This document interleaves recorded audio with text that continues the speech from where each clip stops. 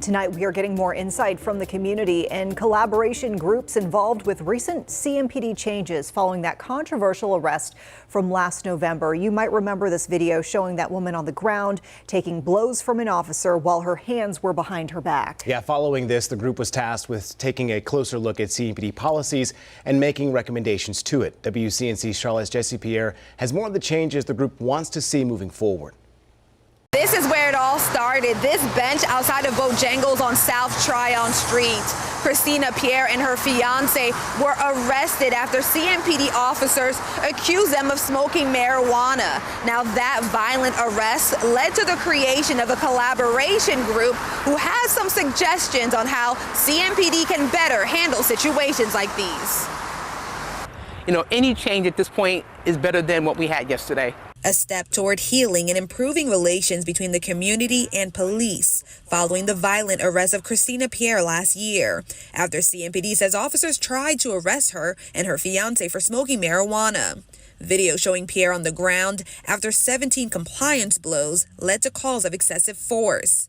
After the arrest, a community and police collaboration group was put together to look at CMPD policies. The group, which includes NAACP Charlotte Chapter President Reverend Corinne Mack, gave 17 recommendations to the department. They include de-escalation tactics, use of force, and police response to marijuana use. When it comes to marijuana, it's predominantly black families that are being affected, and people don't seem to be willing to move on that issue. But Reverend Mack says there are deeper-rooted issues that caused this arrest to escalate the way it did. Training means nothing if we don't deal with bias. It is so important that we don't have any community being mistreated or treated differently simply because of their race or their sexual orientation or their gender. The group also asked CMPD not to investigate simple marijuana use, a step Pierre's attorney Lauren Newton agrees with. If our district attorney is not even processing simple possession, why are we wasting the resources of our officers and our taxpayers to arrest folks for simple possession?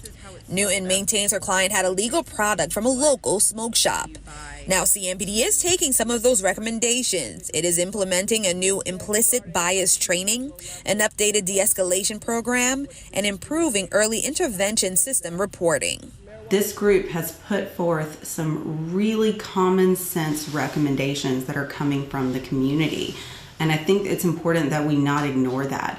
And perhaps this is a group that should continue on as a permanent task force. Newton says she still wants to see more changes, but this is a step in the right direction. Now, when asked if a civil lawsuit was still on the table, she says everything is still being considered. Meanwhile, she says her client, Pierre, is on a path towards recovery. In Southwest Charlotte, Jesse Pierre, WCNC Charlotte.